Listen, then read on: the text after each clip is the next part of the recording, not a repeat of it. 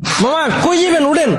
ধানমন্ডি কত? আরে না, এখান থেকে যাবো না, চলো অন্য রিক্সায় যাই। অন্য রিক্সা কেন? এই রিক্সা কি সমস্যা? এখান থেকে রিক্সাওয়ালারা ভাড়া বেশি চায়। মামা আপনারা খুশি হয়ে যা দিবেন এটাই সই। উঠেন। আরে তুমি জানো না, ওরা এই কথা বলে, পরে রিক্সা থেকে নামার সময় কাহিনী শুরু করে দেয়। তুমি তো কাহিনী করতেছো। একটু আগে বাসের হেল্পারে দেখে গেলে বাসে উঠবো না, কেন আবার রিক্সাও তোমার সমস্যা। সব জায়গায় গেলে তোমার সমস্যা আর সমস্যা। ওঠো। হ্যাঁ মামা আমি ওইটাই কইতাছি, এই জায়গায় অন্য কোনো রিক্সা পাইবেন না। উঠেন।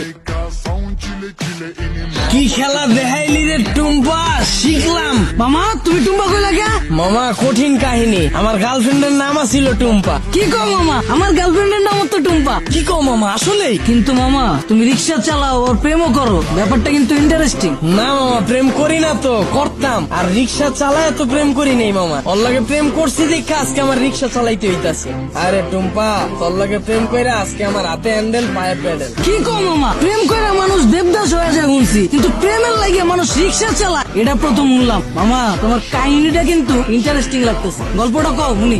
আরে বাবু কি শুরু করছো? ওনার এই ফালতু গল্প শুনে আমাদের সময় নষ্ট করে লাভ আছে। তার চাইতে চলো তুমি হেডফোন বের করো, আমরা গান শুনি। আরে না, মামার কাহিনীটা অনেক ইন্টারেস্টিং। মামা তুমি কও। না মামা থাক, বাদ দেন। মামি শুনতে চাইতেছে না, পরে দেখা গেল আমার কাহিনী হইনা চিত্তা যাইব। আরে মামা তুমি তোমার গার্লফ্রেন্ডের কাহিনী কইবা, এটা তো আইছে বুকে। কও মামা শুনি। মামা কি কমু দুঃখের কাহিনী, ও একটা জিনিস আছিল মামা, খালি চুস্ত। সুস্থ মানে? শুনেন তাইলে সেনা বুঝবেন। ওর মায়ায় বইরা মামা একটা চাকরি করতাম, ওই চাকরিটাও গেছে গা। ওর আর কি করার, বন্ধু বান্ধবের টাকা ধারলে ওর লগে দেখা করতাম। মাসের ভিতরে 15 দিনে দেখা করতাম মামা, 15,000 চুইস চালাইতো। কেমনে মামা? মামা হয়তো মাইয়া ছিল না মামা, হয়তো পিশাচা ছিল, রক্তের মতো টাকা খালি চুইসা খায়া ফেলাইতো। মামা গার্লফ্রেন্ড গেছে কে কেমনে? মামা আমার চাকরি তো চুষেই দিছে। এরপরে মামা বন্ধু বান্ধবের যে টাকা ধার করছিলাম, ওর টাকা তো আর শোধ করতে পারি নাই। পরে আর নতুন করে ধার দেয় নাই, এর লেগে 10 দিন ধরে ওর লেগে দেখা করতে পারি নাই। পরে ভাই অন্য জায়গায় যায় ভাই চুষা শুরু করে দিছে। পরে আর কি মামা 1 বছরে 10 লাখ টাকা চুষা দিছে। পরে এই 10 লাখ টাকা শোধ করার লেগে মামা এই যে রিক্সা চালাই না শুরু করলাম। মামা তোমার কপালটা আসলে খারাপ আছিল, কিন্তু মামা আমার কপাল কিন্তু চান কপাল।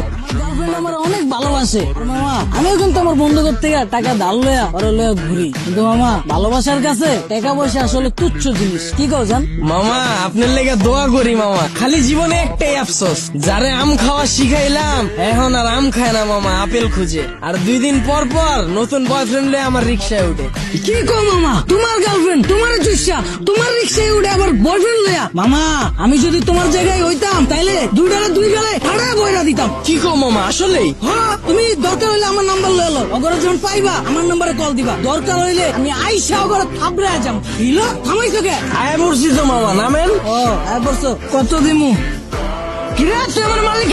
মামা আপনিই তো কইলেন পাইলেই কানের নিচে বাজায় দিতে। আমারে হাতে হ্যান্ডেল পায়ে প্যাডেল যে পরাইছে ওই জিনিসই তো এইটা, এটাই তো এখন আপনার কপালে জুটছে। আর আপনি কইলেন না হেল্পার রে দেখা উঠতে চায় না এই বাসে, ওই হেল্পারও আমার মতোই চাকরি করতো, ওরে চুইসা হেল্পার বানায় দিছে, এরপর আপনারও ধরছে। যাক মামা সাবধানে থাকেন, আমার ভাড়াটা দিয়ে দেন। আর মামা চুষা শেষ হইলে যদি রিক্সা লাগে আমার জানেন মামা, রিক্সা আমার পরিচিত আছে এলাকায়। কি খেলা দেখাইলি রে টুম্পা, শিখলাম।